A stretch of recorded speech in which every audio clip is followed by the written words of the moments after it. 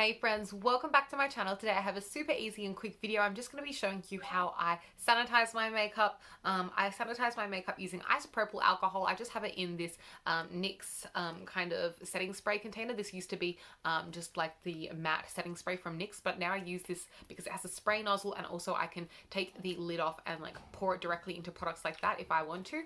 But yeah, I use isopropyl alcohol to sanitize my products because it kills bacteria. The drying process where the actual alcohol dries out, as it dries, it kills the bacteria. So once it is wet, it's not yet sanitary. You have to wait for the product to be completely dry, and that is when all the bacteria has been killed, and that's how I make sure that my products stay clean. I also use it as like a solvent to clean any gunk off products, which I'll be showing you guys today. So I'll be showing you on a range of different products which I have behind me. Most of these products are ones that you've been seeing me use pretty frequently in my videos, and I'll be starting off with this blush from Kylie Cosmetics to show you how I sanitize powder products. So all I'd do is I'd open the product up, I'd get the spray.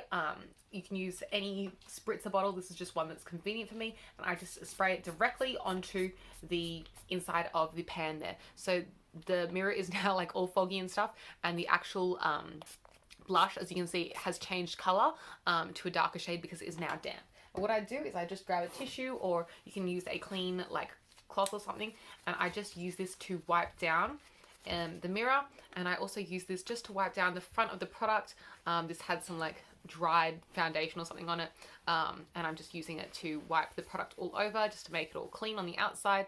Any dirt or anything that's like stuck to the outside of the packaging, just to make it look tidy again. So as you can see, there is some like blush and stuff that came off the outside of the packaging. You can also clean around the actual product, so you can carefully just go around the actual pan there and clean that off. And then with the product, it is still damp from the alcohol that I've just sprayed on it, so I'm going to leave this product out and open in a clean area to dry. If it's a warmer day, this product will dry more quickly, and I'll be able to use it again in a shorter amount of time. It's kind of a warm day today, so this should take just a couple of hours to dry. So I'll just leave it out, and that's how I sanitize powder products. That also works for eyeshadows, which I'll show you now. So I have this pressed eyeshadow single palette, so it's a Z palette kind of thing from Australis. So this is what it looks like on the back, and it's just a magnetic pan palette with all these eyeshadows inside. And so to clean this palette, which I've been using a fair bit recently, I would just grab the spray and just kind of spritz over the whole palette, making sure that all the eyeshadows get covered in the alcohol. Now this palette isn't particularly dirty, so I'm just going to give it a little wipe with this damp tissue. I don't want to go too hard just because this palette isn't the like most strong palette ever. Like, this is just a plastic window, it's not like glass or anything sturdy. And I'm also just going to wipe down the surrounding area around all the eyeshadows, just because on the inside of this palette, I don't know, there could be a little bit of like eyeshadow fallout, just between these like darker shades down here that I've been using more recently, and I don't want any like mess on my palette, so I'll just clean it up like that. And yeah, I'm happy with the way that's looking. So that's how I'd sanitize eyeshadows. If I had a palette that wasn't like a movable magnetic palette, like this one is like a DIY palette. If I had a palette like this, I've shown this in a previous video, all I'd do is I would do it the same way, except I would grab something sturdy, wrap the tissue in that, and then rub over the whole palette like that. That way I wouldn't be fiddling around with like polishing in between each eyeshadow like this, but then I'd also be able to quickly clean the whole palette. So I'd get something like, pretend this blush, and I covered this blush in a tissue and swiped along the palette. Then I'm only swiping along the parts that are bumping out, and the eyeshadows that are dented pans into the palette would not be getting scraped if I rubbed this over the top. So that is how I would do it. But yeah, that's how I'd clean a palette like this, just as an example. I'll just leave this open because I want that to dry out. What other examples did I want to show you guys? Oh, okay, so here is a foundation bottle that I have. There's like sticky tape stuck to the front that has left some like sticky tape residue, and the actual nozzle it's not looking cute, so I'm going to clean that today. I'm just going to grab a tissue again, and I'm just going to dampen it with a little bit of alcohol, just spraying that down. And alcohol is also a solvent that dissolves or like melts away the gunk of the what's it called, the sticky tape. So I'm just rubbing that, and yeah, it's come off nicely, so I'm really happy. I'm just going to rub the inside of the cap, because the inside of the cap has bits of foundation stuck in there as well. I'm just going to clean that out, and as you can see, there's like the tissue is like dirty, so that means I clean some dirt off. I'm just going to rub all over the cap and then over the actual bottle. And yeah, that's how I make my makeup look clean again. I feel like cleaning your makeup gives your makeup a new lease on life because it looks fresh, and it's like, I don't know, sometimes using really dirty makeup all the time, it just feels like you're using like old stuff that's like really busted. And when you clean the nozzle off like and make it look all nice again, it just gives your makeup like a fresh look, and it's like, I don't know, it's also more hygienic obviously, so that's the primary use, but it's also, it looks more aesthetically pleasing, it's more exciting again. I'm just cleaning the nozzle and really getting in there. You can also kind of pull nozzles like this off if you want to like really get into areas. So that's how I do that as well. And then I just make sure the whole thing is definitely clean, and it just looks so much tidier. I love doing it. It's very satisfying doing this. Like afterwards when all your makeup's clean, it just looks so much better. Now, careful when you're putting this on. Also, just be mindful that when you put the cap back onto your foundation bottle, as you press it down to like secure the pump back onto the nozzle, it will pump out a pump of foundation. Or at least that's what always happens to me with the foundation bottles that I've got. So do that like cleanly over a tissue so that you don't get foundation back all over the bottle again. Like be aware that it's gonna squeeze out a pump of foundation. But yeah, that is how I clean like foundation bottles or like cosmetic bottles like that. What else? Okay, so this is a little like a pomade, brow pomade. This is the Colourpop Black and Brown brow pomade that I fill in my brows with almost every day. It's almost all gone, but I'll show you guys today how I would clean it. Literally all I do is that's it. I just spray a little bit of the alcohol straight directly onto the gel. I do the same thing with gel eyeliners, gel eyeshadows, cream eyeshadows. I just spray them directly. Let any liquid dry out. Like for example, right now there's a little bit of like, I don't know if you'll be able to see, but there's a little bit of like liquid in there. It just tipped out. I'd let any liquid dry out, so I just leave that open for like 5 minutes and they'll dry out, and then I just close the lid and that's it. And then the inside of this is super dirty, so I'd kind of take some time to like, you know, properly clean the lid and stuff and make it look all nice and neat again. Let's get a new tissue. But yeah, this was a really dirty brow product. Gee, I didn't expect it to be so dirty in there, but I guess it's very well loved.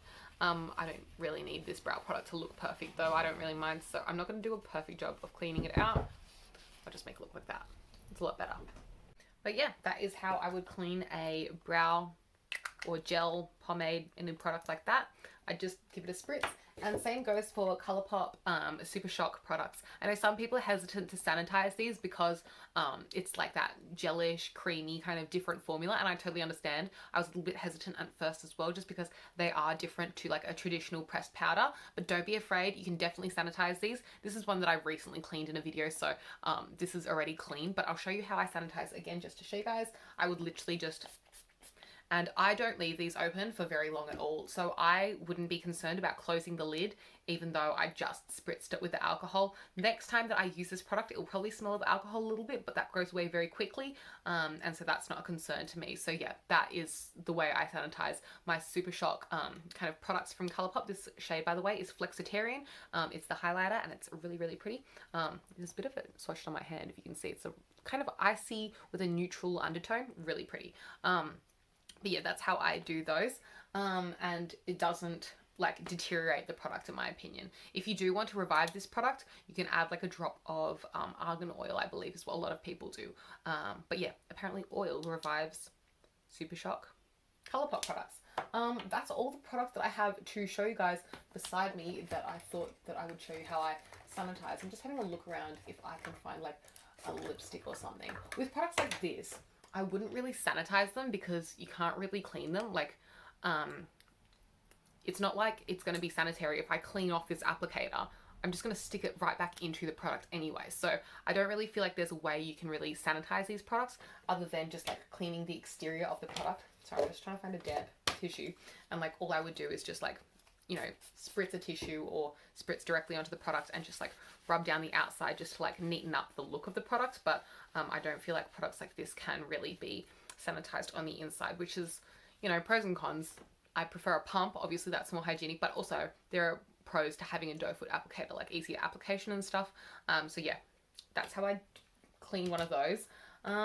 Yeah, products like this with a little, I don't know what to call this, like a nail polish type applicator, again, cannot really be sanitized because you're dipping that applicator straight back into the product, but you can kind of clean the lid off, make sure it looks tidy, and make sure it's clean on the outside by, you know, sanitizing the exterior of the product. Okay, so here I have some cream products. I have a cream in a tub, and how I would clean this is I would literally just get the spray and just give it a spritz, and then I would grab a tissue and I would just wipe off the top layer. Just clean it really gently like that.